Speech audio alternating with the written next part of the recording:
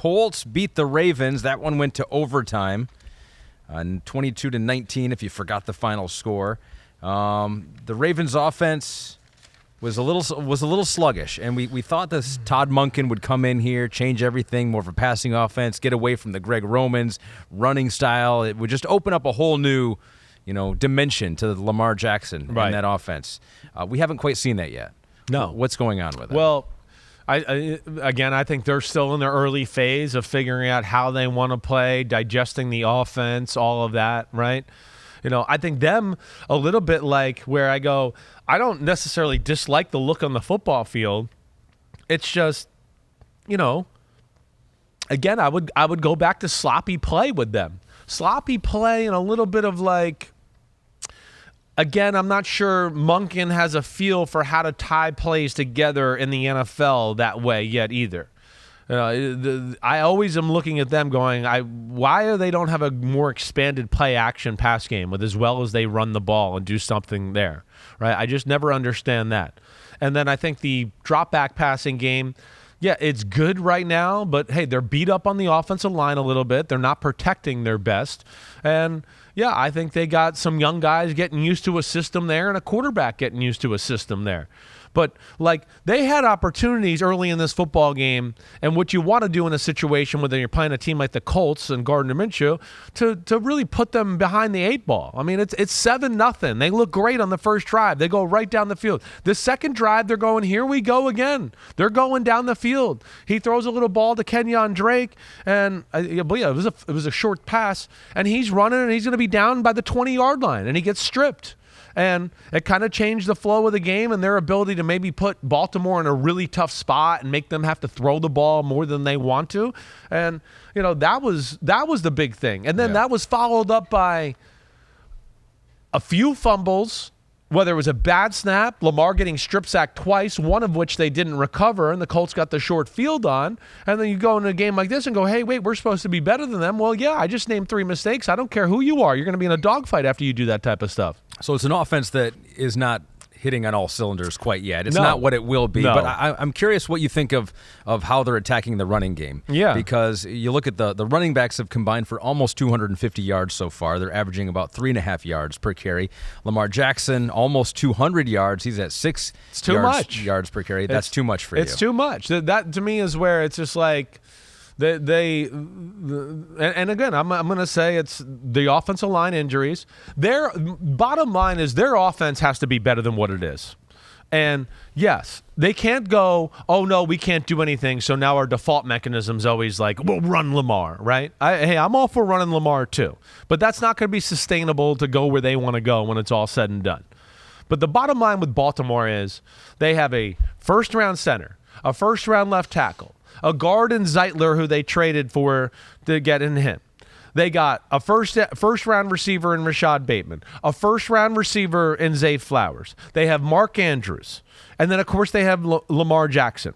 That offense needs to be better than what it is. That is a lot of assets. And then, of course, OBJ, who didn't play last week, but when he's there.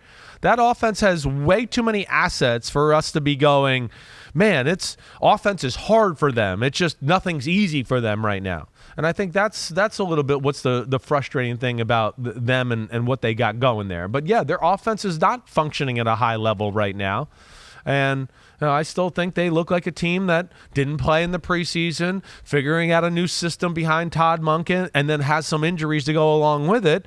And that allows them to look underwhelming in a game against the Colts, who have a good defense, better than people realize, and they don't let up big plays. That's the thing about the Colts. It's the Seattle scheme. Yeah. They keep everything in front of you. And you see, sometimes when Baltimore doesn't have big plays, they can't consistently just execute and go on drive after drive after drive after drive. And Ravens fans would say that they also, the Colts, get the benefit of not getting pass interference calls on them in overtime. Yeah, that was a bullshit call. So we have a photo of that, I think, and you looked at it on film again. This was E.J. Speed defending Zay Flowers on a 4th and 3. This is a still photo. Looks good to me. Looks good to you. Hard to tell. It's hard to there. Well, you can't really. They never really did have an angle that showed it from behind. No, they did not. It was hard. Now, the thing that it looked like to me was that, and EJ Speed's he's a good player. at linebacker for the Colts, but it looked like he had him hooked with the right arm. Yeah, I think and so. that's why you see Zay Flowers' arms out right there, because he's trying to pull away and get some balance because he's being turned like this by EJ Speed. So when you see it on film, and the film angle really shows it the best because you get to see the end zone cut, and you could see that he's got him hooked and he can't run away from him, let alone he's got a ball coming to his left and he's being turned to the right, and he's trying to keep his balance and everything there and his body control, and of course that didn't happen. Yeah, that would have changed the complexion of the game for sure, because it was only a field goal that determined this one. Real quick on the offensive side of the ball for the Colts, what'd you think of Shane Steichen and what he's doing over there? Well, that's where you talk about the Eagles and why they don't look as sharp on the offense. Shane Steichen's special. Like, he won movement, formation usage, and he's a king of checks and balances is what I like to say. Where you overplay one aspect, he has two things off of that to go, if you overplay that, I'm going to screw you over here with something else. And that's where they're really good. They're tough. They stay consistent with the run. And he knows how to kind of manage the Gardner Minshew quarterback situation where he's a really good quarterback. He's not going to wow you with deep throws down the field and lasers and all of that, but play a clean football game. And they play good defense, and then they're efficient on the offensive side of the ball, and you get a game that's littered with mistakes by the Ravens.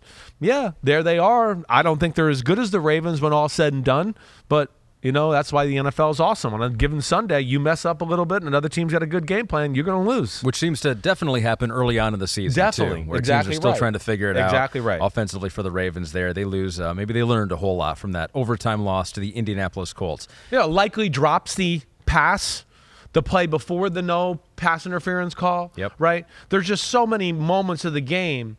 Right. Lamar taking a bad sack at the end of the football game when they were kind of getting a chance to maybe kick a field goal. It just was things like that. The center can't roll the ball back on a snap. Lamar can't get strip sacked and give the Colts, who are offensively challenged, to give them the ball at, what'd they do? They gave them the ball at the 7-yard line one time or somewhere around there, and to give them some points. And then, of course, the field goal kicking by the Indianapolis Colts was very impressive as well. Yo, thanks for watching, homies. I appreciate it as always. The NFL season is right around the corner, so now it's your turn to hit subscribe to Chris Simms Unbuttoned. If you want to get all the training camp battles, preseason film review, playoff predictions, and much, much more, you know where to find it. It's right here, Chris Simms Unbuttoned. Please subscribe. Thanks again for watching. Peace out, homies. See you soon.